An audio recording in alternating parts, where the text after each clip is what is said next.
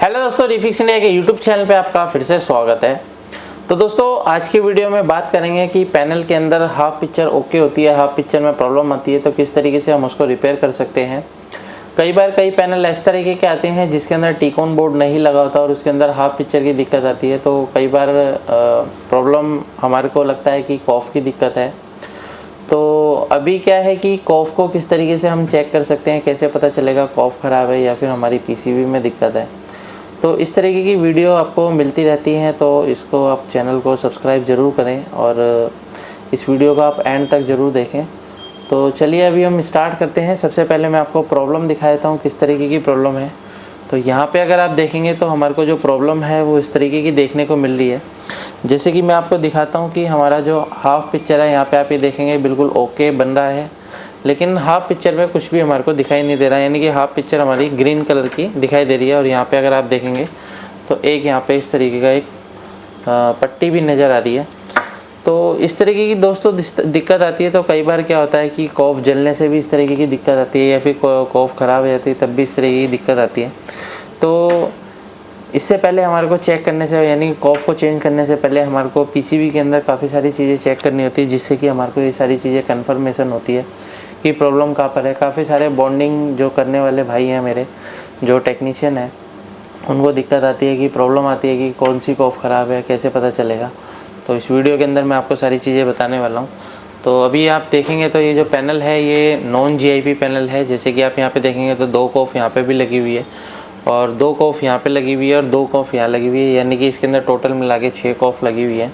तो इसके अंदर क्या है कि जब भी इस तरीके की दिक्कत आती है तो सबसे पहले हम क्या काम करते हैं, सारी वोल्टेज चेक करते हैं कि इसके अंदर सभी वोल्टेज जो है हमारी ओके होनी चाहिए, तभी हमारा ये जो पैनल है प्रॉपर तरीके से काम करता है। क्योंकि ये जो पैनल है ये 2 भागों में बटा हुआ है, यानी कि 2 कॉफ आधे पैनल को चलाती हैं और 2 कॉफ आधे पैनल को चला रही हैं। तो यहाँ पे अगर हम देखते हैं तो इसको किस तरीके से चेक कर सकते हैं, इस वीडियो के अंदर मैं आपको सारी चीज़ें दिखा रहा हूँ। तो अभी क्या है यहाँ पे अगर आप देखेंगे तो ये जो पैनल है हमारा 12 वोल्ट का पैनल है। तो अगर आप यहाँ पे देखेंगे तो 12 वोल्ट की सप्लाई हमारी बिल्कुल ओके बन रही है यहाँ पे।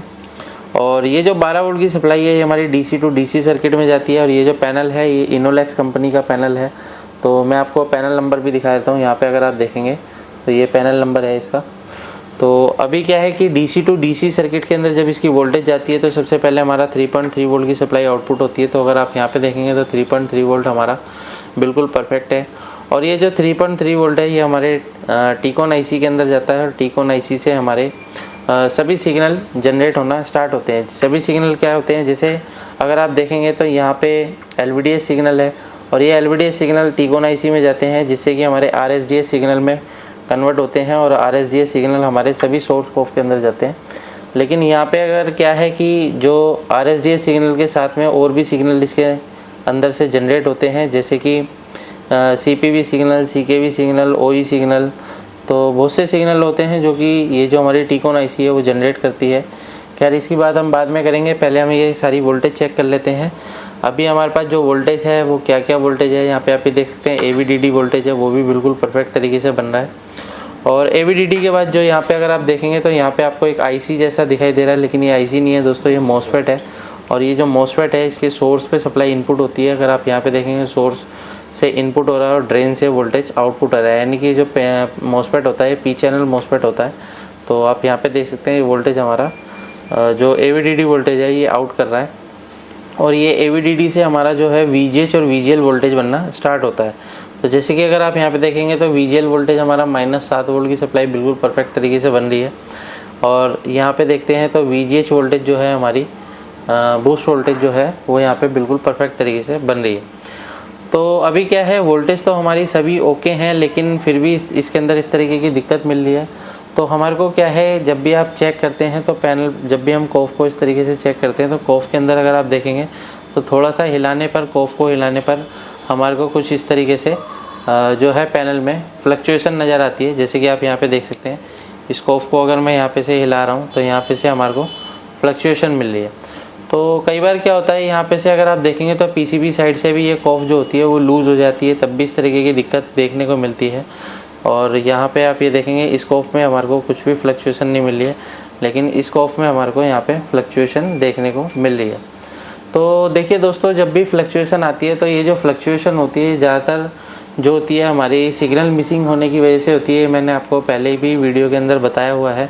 अगर हम और दूसरी कॉफ के अंदर देखते हैं तो यहाँ पे अगर आप देखेंगे तो यहाँ पे भी हमारी कोई फ्लक्चुएशन नहीं है, यानी कि गेट कॉफ के ऊपर भी हाथ लगाने पर कोई फ्लक्चुएशन नहीं है। लेकिन यहाँ पे अगर हम देखते हैं तो यहाँ पे हमारे को फ्लक्चुएशन देखने को मिल रही है। तो अभी क्या है कि ये देखिए, जैसे मैं यहाँ पे हाथ लगा रहा हूँ तो यहाँ पे आप ये देख सकते हैं किस तरीके की हमारे को प्रॉब्लम मिल रही है। यहाँ पे देखेंगे तो इस तरीके की दिक्कत अगर हमारे को मिलती है तो हमारे को क्या है कि इस एरिया के अंदर सभी कैपेसिटर और रेजिस्टेंस को चेक करना होगा कि कोई ना कोई कैपेसिटर हमारा लीक हो सकता है या फिर कोई रेजिस्टेंस ओपन हो सकती है जिसकी वजह से इस तरीके की दिक्कत हमारे को मिलती है। तो इस कंडीशन में हम क्या करेंगे, सबसे पहले सेट को ऑफ़ कर लेते हैं और ऑफ़ करने के बाद मल्टीमीटर को हम यहाँ पे जो है कंटिन्यूटी पॉइंट पर सेट करते हैं। और कंटिन्यूटी पॉइंट पर सेट करने के बाद यहाँ पे अगर आप देखेंगे तो ये जो कॉफ का एरिया है, यानी कि यहाँ पे अगर आप देखेंगे तो इसके पास में यहाँ पे आप ये देखेंगे तो पीएफ लगे हुए हैं, पीएफ ओके कंडीशन में है, यानी कि यहाँ पे हमारे को जो पीएफ पे है कोई भी वैल्यू शो नहीं करना चाहिए, कोई भी कंटिन्यूटी नहीं आनी चाहिए। तो यहाँ पे क्या है, ये हमारा बिल्कुल ओके है। तो यहाँ पे ये देख सकते हैं इसमें भी हमारे को कोई हलचल नहीं मिल रही है, ये भी हमारा ओके है। उसके बाद यहाँ पे देखेंगे तो यहाँ पे एक 0 ओम की रेजिस्टेंस है, ये भी ओके है हमारी रेजिस्टेंस। और यहाँ पे अगर हम देखते हैं तो यहाँ पे भी हमारी एक लो वैल्यू की रेजिस्टेंस लगी हुई है, ये भी ओके कंडीशन में है। और यहाँ पे कुछ रेजिस्टेंस लगी हुई है तो इसको भी हम चेक करते हैं। तो यहाँ पे अगर आप देखेंगे तो ये 82 ओम्स की रेजिस्टेंस है, सॉरी यहाँ पे देखेंगे ये भी हमारी 82 ओम्स की रेजिस्टेंस है। और आगे अगर हम चेक करते हैं तो ये भी हमारी 82 ओम्स है और ये भी हमारी देखिए 82 ओम्स 83 ओम्स है, यानी कि ये सारी रेजिस्टेंस ओके है। और थोड़ा सा आगे बढ़ते हैं और रेजिस्टेंस को चेक करते हैं। तो यहाँ पे अगर हम देखेंगे तो ये लो वैल्यू की रेजिस्टेंस है, ये भी ओके है। और इसके बराबर में एक रेजिस्टेंस और लगी हुई है, ये भी हमारी लो वैल्यू की है, ये भी ओके है। और यहाँ पे अगर हम देखते हैं तो यहाँ पे भी लो वैल्यू है, ये भी ओके है और ये भी ओके है, ये देख सकते हैं। और यहाँ पे अगर हम देखेंगे तो यहाँ पे एक 0 ओम्स की रेजिस्टेंस है जो कि हमारे को कुछ भी शो नहीं कर रही है, यानी कि ये जो रेजिस्टेंस है हमारे को कुछ भी शो नहीं कर रही है। इसका मतलब ये जो रेजिस्टेंस है ये हमारे को ओपन कंडीशन में मिल रही है। तो हो सकता है कि ये जो रेजिस्टेंस है ये हमारी ख़राब है। तो सबसे पहले हम इस रेजिस्टेंस को बदल के देखते हैं। तो कई बार क्या होता है कि मोस्टली रेजिस्टेंस हमारे ख़राब निकलते हैं, कई बार क्या होता है आईसी प्रोटेक्शन में चली जाती है।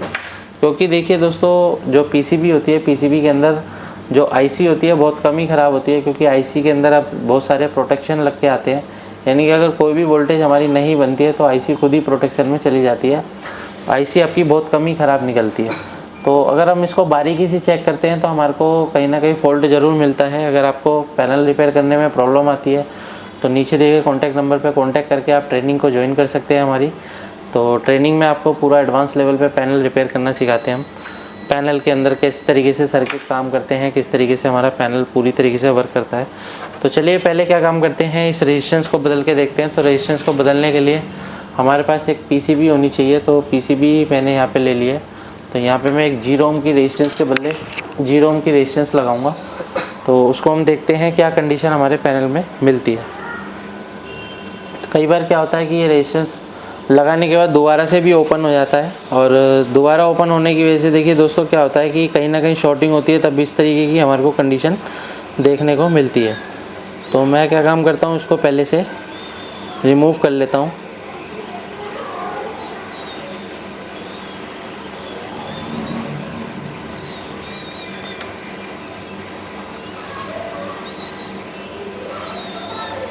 तो यहाँ पे आप ये देख सकते हैं रेजिस्टेंस को मैंने रिमूव कर लिया है। तो इस रेजिस्टेंस की जगह दोस्तों हमारे को दूसरी रेजिस्टेंस लगानी है। तो यहाँ पे से हम कोई दूसरी रेजिस्टेंस हम ले लेते हैं। यहाँ पे हमारे को 0 ओम की रेजिस्टेंस दिखाई दे रही है, क्योंकि यहाँ पे इसके ऊपर 0 लिखा हुआ है। और 0 ओम की रेजिस्टेंस की जगह 0 ओम भी आप लगा सकते हो, कई बार जंपर भी आप मार सकते हैं, तो कोई दिक्कत नहीं है। तो यहाँ पे हम पहले रेजिस्टेंस की जगह रेजिस्टेंस को लगाते हैं।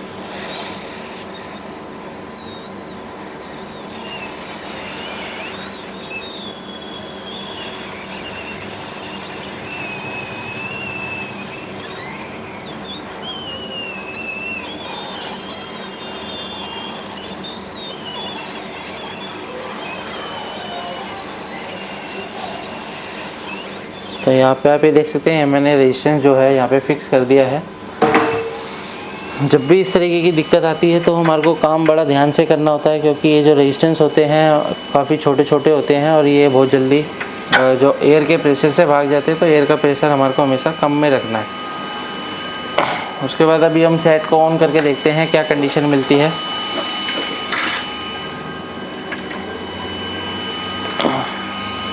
तो ऑन करते हैं अभी हम सेट को। ऑन करने के बाद अभी हम देख लेते हैं क्या कंडीशन हमारे को देखने को मिलती है कि हमारे पैनल जो है प्रॉपर तरीके से, यहाँ पे आप ये देख सकते हैं अभी ये जो पैनल है हमारा बिल्कुल प्रॉपर तरीके से चल रहा है। और यहाँ पे अगर हम देखेंगे तो यहाँ पे हाथ लगाने पर कुछ भी फ्लक्चुएशन हमारे को नहीं मिल रहा है। तो अभी क्या है कि ये जो रेजिस्टेंस है इसकी वजह से ही ये प्रॉब्लम थी। तो मेरा सेट बिल्कुल परफेक्ट चल रहा है। तो यहाँ पे आप ये देख सकते हैं, मैं आपको ये देखिए मेन्यू खोल के दिखा देता हूँ इसका, ये देखिए। तो अभी सेट बिल्कुल परफेक्ट तरीके से ओके है। इस तरीके से आप किसी भी पैनल को आसानी से रिपेयर कर सकते हैं। पैनल को रिपेयर करने में आपको अगर प्रॉब्लम आती है तो ट्रेनिंग ले सकते हैं। वीडियो आपको पसंद आए तो वीडियो को लाइक करें, शेयर करें, कमेंट करें। Thank you friends.